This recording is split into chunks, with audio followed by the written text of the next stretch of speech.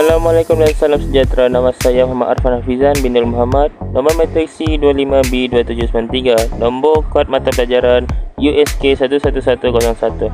Hari ini saya ingin memperkenalkan tentang sukan timpong. Ini adalah satu pandangan dalam pusat sukan. Kita nak tahu ini adalah sarta organisasi. Mari masuk.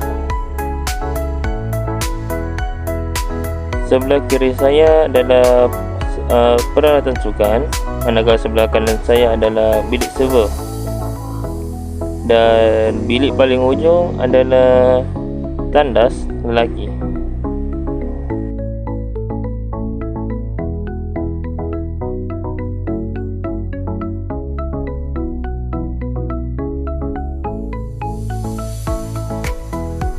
Di tingkat 2 adalah tempat pejabat pusat sukan.